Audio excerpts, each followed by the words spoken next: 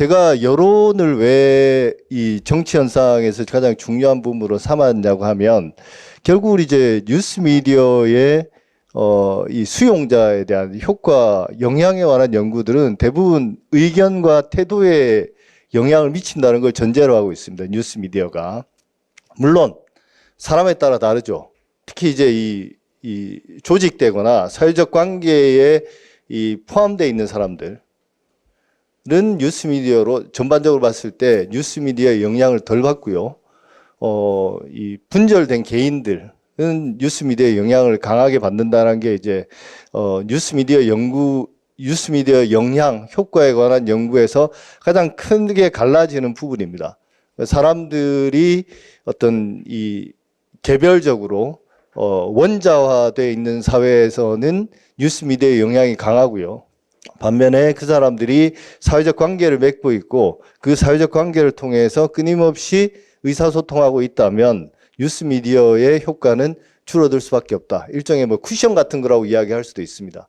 그게 이제 20세기 내내 뉴스 미디어의 영향에 관한 어떤 뭐랄까요, 뉴스 미디어 영향의 크기에 관한 어떤 상반된 관점이 있습니다. 근데 어쨌든 강하거나 약하거나 뉴스 미디어는 수용자의 의견과 태도에 영향을 미친다. 그 다음에 이제 이 여론이라는 것은 결국 수용자의 의견과 태도의 총합이 곧 여론이다. 이게 이제 몇 가지 전제입니다. 그 다음에 이제 여론은 가장 포괄적이면서도 중요한 정치 현상이다. 여론은 개별 이슈에 관한 여론일 수도 있고요. 이런 여론들이 차곡차곡 쌓여서 결국은 정치적 선택, 대표적으로 이제 투표죠. 투표에 영향을 미치기도 하기 때문에 그래서 제가 이제 이 여론을 중심으로 오늘 강의를 하겠다라고 마음을 먹었습니다. 여론의 의미는 이제 비교적 단순합니다. 견해나 태도인데요. 공중의 견해나 태도. 근데 이제 이 여론을 무시해도 되는가? 여기에 대해서는 뭐 그 헌법이나 법률에 그게 뭐 규정되어 있는 건 아닙니다만 공적 의사 결정에 있어서 여론이 국민의 의견이 바탕이 돼야 된다는 건 이제 민주주의의 가장 기본적인 원리죠. 그걸 우리가 이제 정치 체계의 응답성이라고 이야기하는데요. 정치 체계가 얼마나 이 탄력적으로 민감하게 국민 주권자의 의사에 반응하는가. 이게 이제 더 높을수록 응답성이 높을수록 정치 체제가 훨씬 민주적이라고 우리가 평가를 할 수 있습니다. 그리고 이제 이 견해나 태도는 정치적 행동의 기초이자 전제죠. 우리가 지난 심리학 이야기할 때 CAB라고 제가 말씀드렸는데 생각나시나요? CAB 쉽잖아요, 외우기. Cognition, Attitude, Behavior. 그래서 이제 먼저 사람이 의견을 형성하고 그 의견에 따라서 태도, 찬성이나 반대, 좋고 나쁨이 분명해지고 그래야만 비로소 행동할 수 있다. 투표를 하거나 뭐 구매를 하거나, 그죠? 물론 그때 제가 말씀드릴 때는 이게 뒤집어질 수도 있다. 뭐 어쩌다 지름신이 내서 뭔가를 하나 덜컥 구매를 하고 나면 그 상품에 대해서 괜히 더 좋아 보여야 되고 남한테 자랑하려고 하고 자랑하려면 뭔가 알아야 되니까 막 이게 어떤 게 좋은지 막 검색해서 알아보려고 하고 이런 것들이 이제 뒤집히는 경우도 있다고 했습니다. 그리고 이제 그런 이야기도 했었죠. 직관에 관해서 이야기하지만 뭔가 이유가 있어서 좋고 나쁜 게 아니라 그냥 좋고 싫은 거. 그래서 이제 그냥 좋은데 다른 사람을 설명해 주기 위해서 왜 좋은지를 막 이야기를 이유를 꾸며내야 되고 찾아내야 되고 이런 일도 많이 벌어진다고 말씀을 드렸습니다만 그래도 전통적인 심리학에서 가장 기본이 되는 건 CAB입니다. 그래서 여기서 여론은 이제 기본적으로 A에 해당되는 거죠. 많은 정보들을 처리해서 태도가 형성돼서 특정한 이슈나 특정한 인물이나 특정한 정당에 대해서 찬성과 반대, 좋고 나쁨이 형성된 걸 우리가 그걸 이제 이 견해와 태도라고 하는 거고요. 그게 이제 여론의 가장 기본적인 구성 요소가 됩니다. 그리고 또 하나 이제 중요한 부분은 머릿속에 있는 건 여론은 아니고요. 표명이 돼야 됩니다. 밖으로 말을 해야 되는 거죠. 그래서 이제 오피니언 이걸 어원을 찾아보면 그런 뜻도 있습니다. 오피니 한 사람이 의견화됐다. 그 영어로 이제 opinionated라고 하는데요. 그 의미는 되게 고집스럽게 자기를 주장하다. 이런 의미거든요. 그러니까 겉으로 드러난 의견이 이제 여론이 되는 거지 자기 마음속으로 품고 있는 것. 그건 이제 그 여론이 될 수 없다라고 보는 거죠. 그렇게 나온 조사 결과에 대한 불신. 왜냐하면 그걸 무태도라고 이야기하는데요. 태도가 없어요. 여론조사는 결국 의견과 태도를 조사하는데 조사 결과를 가만히 지켜보니까 태도라는 게 없더라. 왜냐하면 비일관적인 거예요. 오늘은 찬성한다고 그랬다가 일주일 뒤에는 똑같은 사람이 반대한다고 답하기도 하고 멋대로인 거예요. 오락가락. 기본적으로 사람들은 일종의 신념 체계라는 게 있고 그 신념 체계라는 것은 일정 기간 지속되는 걸로 이해하는데 전해할 때마다 달라진다는 거예요. 그래서 왜 그러냐? 사람들이 생각하지 않는다. 깊게 생각하지 않고 답한다. 그리고 정보도 부족하다. 그런 사회에서 여러 이슈들에 대해서 깊게 생각해 보지 않는다. 그러면서도 전화가 와서 물어보면 어떻게든지 답은 한다. 찬성 반대. 근거가 뭐냐 도대체. 이 사람들의 찬성 반대 의견을 믿을 수가 있냐. 그래서 그리고 이제 그런 사람도 있다는 거죠. 찬성인지 반대인지 애매한 거. 확실하게 찬성 반대가 있는 사람은 일관된 답을 하는데 이 태도 강도가 약한 사람은 수시로 변한다는 거예요. 이 귀가 얇은 사람들. 그러니까 이런 걸 과연 전화 여론조사에 응답하는 사람들이 태도란 걸 가지고 있냐?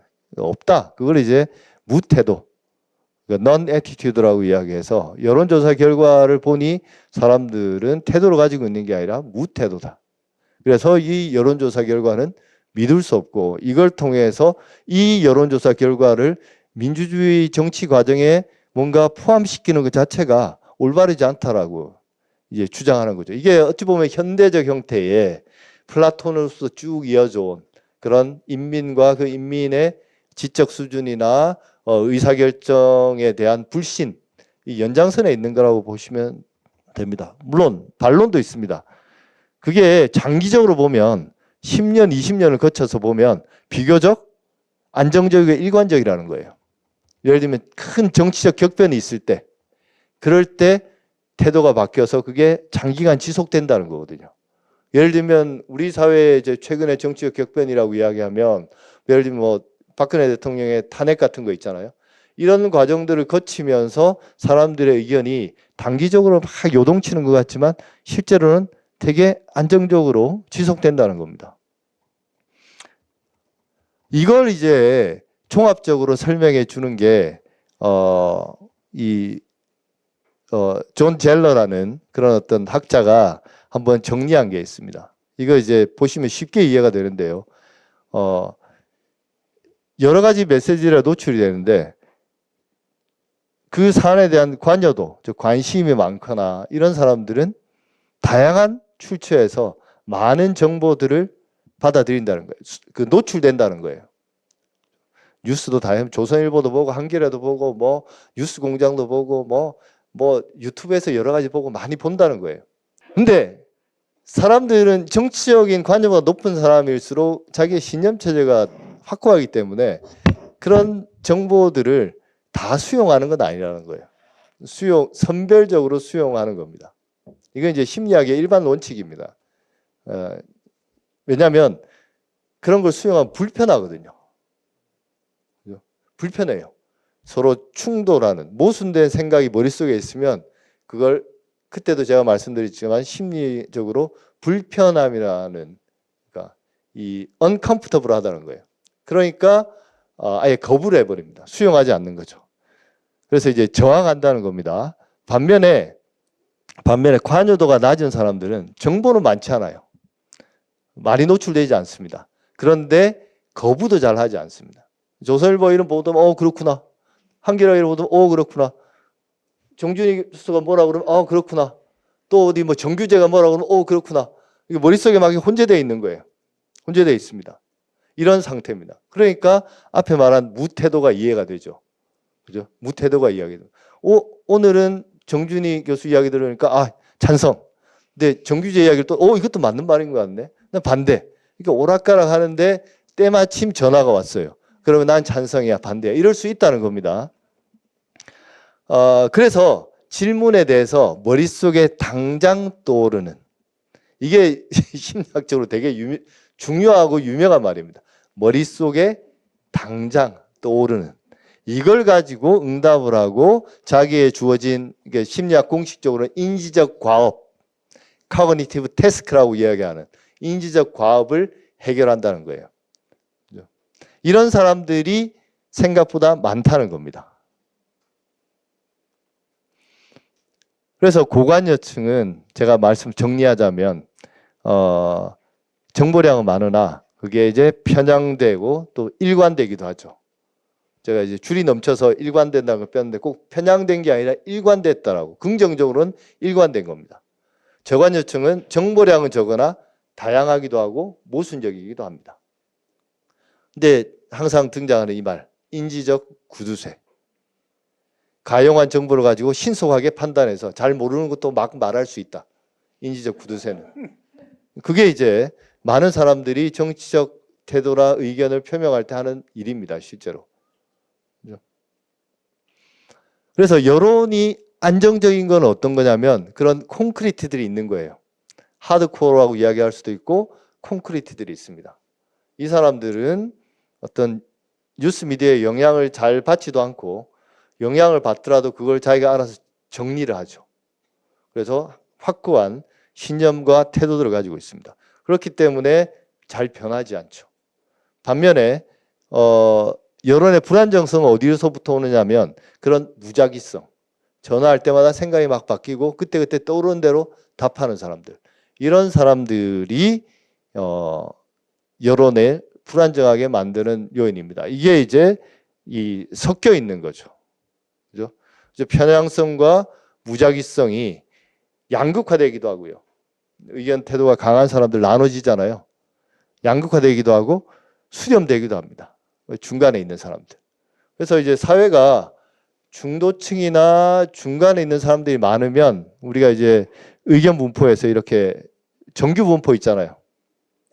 정규 분포 모양을 그리는 거고, 중도층이 적은 사람, 양극화 시대에는 이게 쌍봉 형태로 이렇게 바뀌는 거죠. 지금의 시대는 쌍봉, 어느 나라를 불문하고 대부분이 이렇게 쌍봉의 시대가 됐습니다. 중도층이 많이 없어졌죠. 가용성 어림법이라는 건 쉽게 떠오른다는 거예요, 머릿속에. 근데 쉽게 떠오르기 위해서는 어떤 게 있냐면 최신 효과, 가장 최근에 많이 경험했던 일, 이게 머릿속에서 빨리 떠오르겠죠. 그 다음에 자주 접한 정보, 이게 또 머릿속에 가장 많이 떠오를 겁니다. 그래서 예를 들면 우리 사회에서 가장 지금 교통사고의 위험이 높은 요인이 뭐라고 생각하십니까? 음주운전 보도가 많이 나오면 음주라고 생각하실 거예요. 그게 많이 떠오를, 최근에 보도가 많이 됐으니까. 그죠? 반면에 이제 막, 노인들이 운전하는 거. 최근에 또 보도가 많았잖아요. 사고가 많았잖아요. 그러니까, 노인 운전이 문제야. 그래서 빨리 이 사람들 면허 반납하게 만들어야 돼. 그 다음에 또 급발진 몇 개 뜨지만, 이거 지금 급발진도 큰 문제야. 이게 위협이 돼. 이런 게 또 선명효과는 뭐냐면 그게 얼마나 비비다, 이게 선명하고 이 활력 있게 보여지는가. 예를 들면 이제 막 이번에 막 급발진 사고 같은 경우는 정말 상세하게 보도가 됐잖아요. 차가 어디서 나와서 어디서 꺾고 막 이런 것들을 막 되게 관심 있는 사람들 많고 언론도 상세하게 보도했습니다. 근데 이제 그냥 단순 통계 수치로 보도하거나 이런 경우는 별로 비비드하지 않은 거죠. 이런 것들이 종합돼서 가용성에 영향을 미칩니다. 그래서 여기서 왜 뉴스미디어가 등장하는지 이제 감이 오셨죠. 이런 가용성에 직접적인 영향을 미치는 것들이 개인적인 경험도 있지만 상당 부분은 뉴스미디어의 보도에 의해서 결정이 된다는 거죠. 그래서 가용성 어림법은 이게 단순한 겁니다. 메모리 빔 모델이라는 게 인간은 어떤 판단을 할 때 기억 속에 일종의 차곡차곡 정보들을 저장한다는 거예요. 저장한 뒤에 아까 말했던 그 인지적 과업, 뭔가 질문이 들어오면 그 답을 그 기억의 저장고를 싹 검색을 합니다. 검색을 해서 가장 먼저 떠오르는 정보, 그리고 그 중에서도 이게 유용한 정보, 이걸 적용 가능한 정보다라고 판단할 때, 즉 먼저 접근성 편향, 가장 먼저 떠오르는 것. 근데 그 중에서도 그게 이 판단에서 유의미하다라고 판단한다면 그걸 가지고 판단한다는 거죠. 접근성 편향과 적용성 편향, 이 두 가지가 가용성 어림법의 기본적인 바탕이 되는데요. 이걸 왜 편향, 바이어스라고 이야기하느냐? 이게 인지적 구두자와 연결되어 있는 겁니다. 종합적인 사고를 하지 않는다는 거예요. 종합적인 사고. 예를 들면 우리 사회에서 교통사고의 위험 인자가 무엇인지, 뭐 졸음운전도 있고요, 과속도 있고요, 교통체계 문제도 있고요, 뭐 과밀화 문제도 있고, 뭐 여러 가지가 있잖아요. 이런 것들보다는 그냥 머릿속에 떠오르는 거, 그것부터 먼저 생각해서 성급하게 판단한다는 거죠. 이제 성급하게 판단하는 거 꼭 부정적으로만 볼 수 없는 게, 이제 진화론적으로 생각해 보면 별로 중요한 문제가 아니야. 나의 생존에. 그런 문제에 대해서 오래 생각할 필요가 없어. 그런 거는 빨리빨리 지나가자. 대신 중요한 문제에 좀 더 집중하자.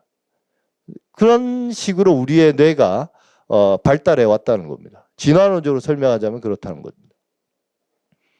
그래서 가장 먼저 떠오르는 적합한 정보를 판단의 근거로 활용한다는 겁니다. 그래서 이 가용성 어림법이나 인간의 어떤 그런 심리적인 이 정보 처리 과정의 문제라기보다는 그게 정확하게 뭐와 상반되냐면 합리적 선택 이론의 가정과 상반됩니다. 합리적 선택 이론이라는 게 여전히 이제 정치학이나 경제학의 주류인데요. 주류인데 정치학에서는 뭐라고 이야기하냐면, 주류 정치학에서는 인간의 머릿속은 끊임없이, 그러니까 러닝 텔리, 정보들을 총기한다는 거예요. 하나하나 차곡차곡. 모든 정보들을 이 가치, 비중에 따라서 가중치를 곱하고, 그리고 머릿속에 차곡차곡 다 정리해서 총합을 한다는 겁니다. 그래서 윤석열 대통령이 이 사람이 점수를 끊임없이 매일매일 자기가 접하는 정보에 따라서 점수를 매긴다는 거예요. 오늘은 50점, 내일은 잘했어, 50점, 5점 추가, 55점 됐다가 또 부정적인 뉴스가 등장하면 또 감점. 그래서 끊임없이 여기 나오는 건 지속적인 업데이트. 누적과 종합을 통해서 태도를 형성하는 거고요. 그걸 통해서 합리적인 선택을 하는 거죠. 그죠?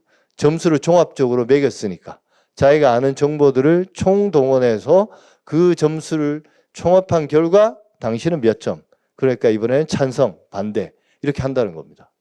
이게 되게 비현실적이지만 이런 가정들을 가지고 한다는 거죠.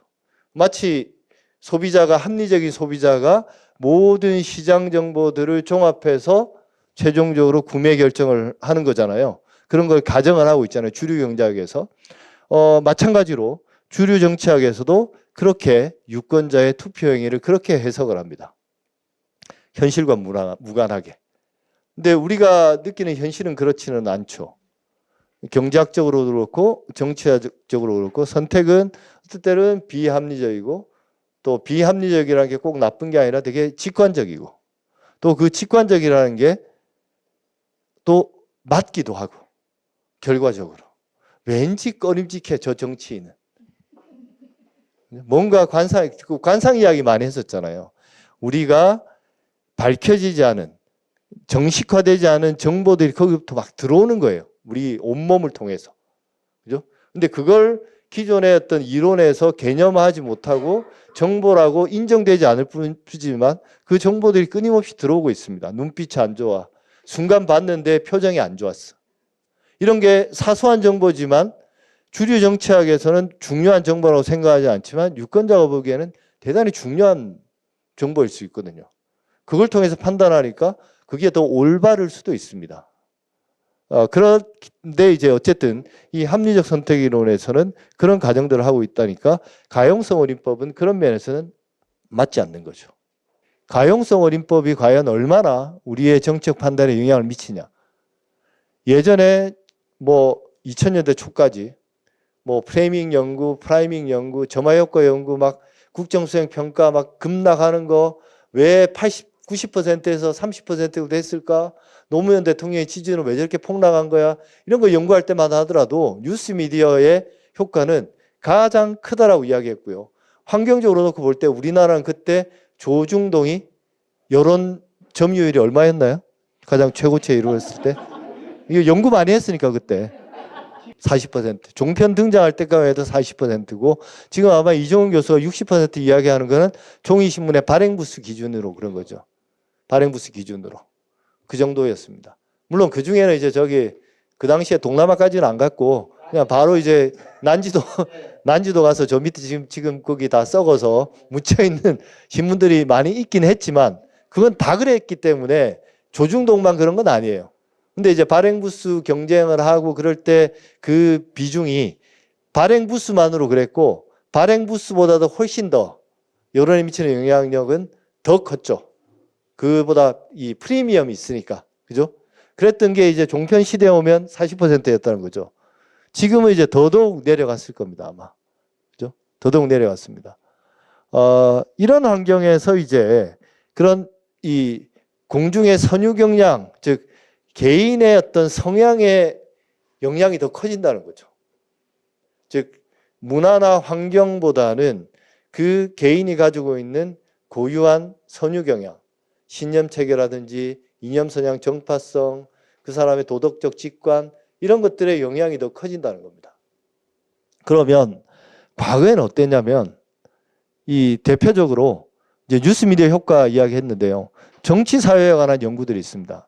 왜 정치 사회 연구의 핵심은 이 사람이 왜 이 정당을 지지하고 왜 이런 이념 성향을 가지게 되는 거예요.